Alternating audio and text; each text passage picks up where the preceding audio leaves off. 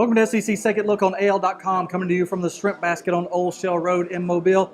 Talking about the Alabama Crimson Tide and Nick Saban, head coach of the Tide, in Mobile this week, talking about several topics. A couple of really interesting ones, I thought, Mike. And when he was talking about Alabama having to hit the reset button despite winning 72 games in the last 6 years, his point being a lot of guys on last year's Alabama team had never suffered a significant loss. You know, they lost to A&M but won the national championship. They lost to LSU but won the national championship. Before last year's two losses, really, it's almost that feeling of you didn't have to do anything to be a national championship caliber team at Alabama. Right, because they hadn't really had to had a loss linger in their minds the way they're going to have this year. You got to go back to 2010 with the Auburn game and the way that season ended to really have some unfulfilled expectations for them. I mean, 11-12, they bounced back from those losses and won national titles. So I guess you have to harken back to that to understand how you're going to bounce back from what happened last year. You know, even that 2010 season, you had the heartbreaking loss to Auburn for Tide fans,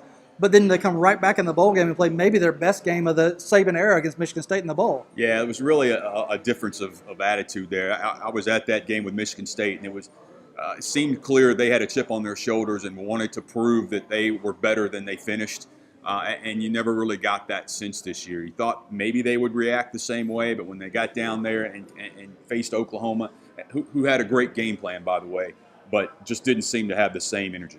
Another point that Saban made, and you talked to him about this, was about the NFL draft, and he's got a little bit of a different look on it than a lot of us who are just all consumed with what spot somebody's going to be drafted. Well, certainly, one of their big recruiting pitches is come to Alabama and we'll get you ready for the NFL draft. But I mean, you're talking about a couple of guys this year like Cyrus Kwanjo and A.J. McCarron could be first-rounders, more likely probably not.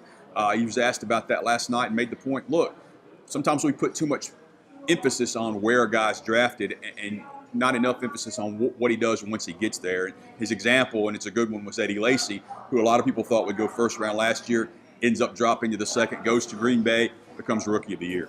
Still fun to watch the draft, though. So we'll be following that as we go forward in the next week, following where those Tide players are drafted.